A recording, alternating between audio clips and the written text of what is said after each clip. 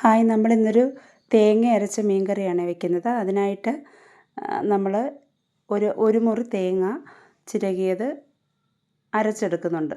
അതിലേക്ക് 1 സ്പൂൺ മുളക് പൊടി, 1/2 സ്പൂൺ മല്ലിപ്പൊടി, 4 ചുവന്നുള്ളി, 1/2 സ്പൂൺ ഉപ്പ്, ഇത്രയും ഇട്ട് കുറച്ച് വെള്ളമൂടെ ചേർത്തിട്ട് നമ്മൾ ഇത് നന്നായിട്ട് അരച്ചെടുക്കണം.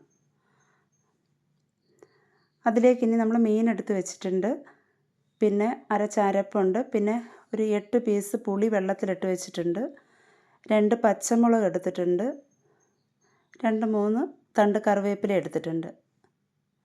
ഇനി നമുക്കിത് വെക്കുന്നത് എങ്ങനെയാണെന്ന് നോക്കാം. അതിലേക്ക് ഗ്യാസിലൊരു ചട്ടി വയ്ക്കുക. ചട്ടി നന്നായിട്ട് ചൂടായി വരുമ്പോൾ നമ്മൾ ഈ അരച്ച് വെച്ചിരിക്കുന്ന അരപ്പ് അതിലേക്ക് ഒഴിച്ചു കൊടുക്കുക. ഈ അരപ്പങ്ങ് ഫൈനായിട്ട് അരയേണ്ട ആവശ്യമില്ല, ഒരുവിധം അരഞ്ഞാൽ മതി.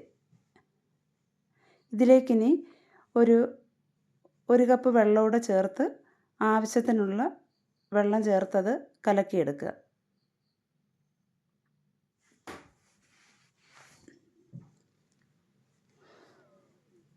ഇനി ഇത് നന്നായിട്ടൊന്ന് തിളച്ച് വരണം.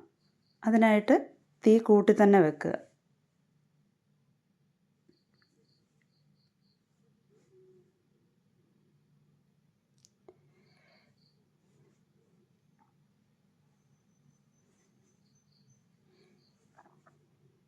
ഇതിൽ നമ്മൾ 1/2 സ്പൂൺ ഉപ്പ് ഇട്ടിട്ടുണ്ട്, വീണ്ടും 1/2 സ്പൂൺ ഉപ്പ് കൂടി ചേർത്ത് കൊടുക്കുന്നുണ്ട്.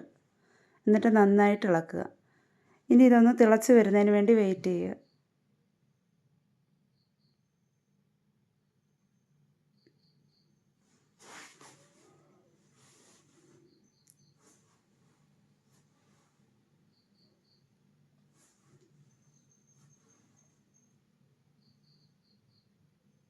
ഇപ്പോൾ നന്നായിട്ട് തിളച്ച് വന്നിട്ടുണ്ട്. ഇതിലേക്കിനി നമ്മൾ വെള്ളത്തിലിട്ട് വെച്ചിരിക്കുന്ന പുളി, 8 പീസ് പുളിയാണ് ഇട്ടിരിക്കുന്നത്, അത് നമ്മൾ ഇതിലേക്ക് ഇട്ട് കൊടുക്കുന്നുണ്ട്.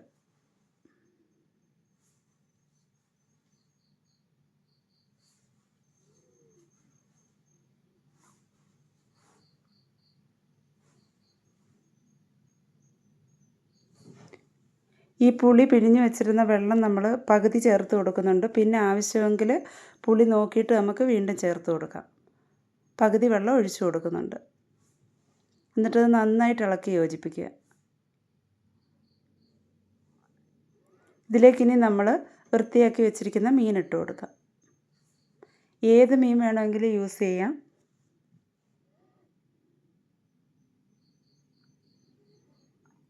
മീൻ ഇട്ട് കഴിഞ്ഞിട്ട് നമ്മൾ തവിയിട്ട് ഇളക്കരുത്, മീനെല്ലാം ഉടഞ്ഞു പോവും. ചെറുതായിട്ട് സൈഡിൽ നിന്ന് മാത്രമേ ഇളക്കി കൊടുക്കാവൂ.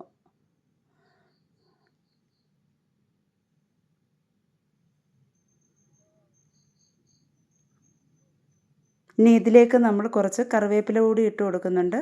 എന്നിട്ട് തീ കൂട്ടി തന്നെ ഇടുക. നന്നായിട്ടൊന്ന് തിളച്ച് വരണം.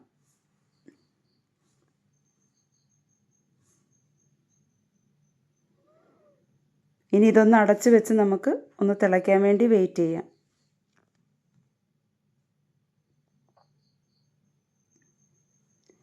ഇപ്പോൾ ഇത് ഏകദേശം തിളച്ച് വന്നിട്ടുണ്ട്. ഇനി ഇതിന് ഉപ്പൊക്കെ ഒന്ന് നോക്കുക. ഉപ്പ് കുറവെങ്കിൽ വീണ്ടും നമ്മൾ ചേർത്ത് കൊടുക്കണം.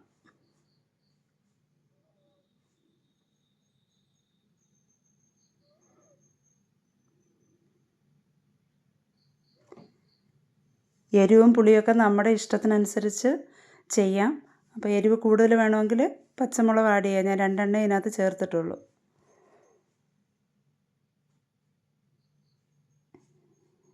ഇപ്പോൾ ഇത് നന്നായിട്ട് തിളച്ചിട്ടുണ്ട്. ഇതിലേക്ക് നമുക്ക് കുറച്ച് വെളിച്ചെണ്ണ ഒഴിച്ചു കൊടുക്കാം.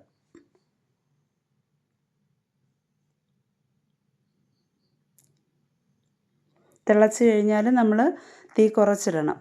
ചെറിയ തിരി, അല്ലെങ്കിൽ ഇത് അടിക്ക് പിടിക്കും.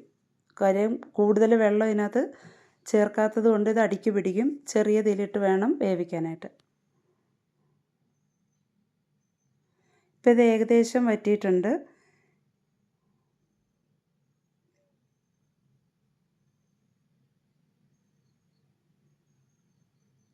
രണ്ട് സൈഡിൽ നിന്ന് പിടിച്ച് ചെറുതായിട്ടൊന്ന് ഇളക്കി കൊടുക്കുക.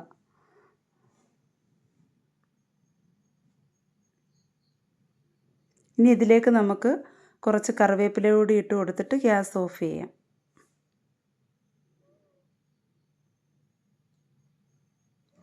ചട്ടി ആയതുകൊണ്ട് ഈ ചൂടിൽ തന്നെ ഇരുന്ന് കുറച്ചുകൂടി ഇത് വറ്റിക്കോളും. ഇപ്പോൾ ഈ കറിയെല്ലാം റെഡി ആയിട്ടുണ്ട്. എല്ലാവരും ഒന്ന് ട്രൈ ചെയ്ത് നോക്കണം.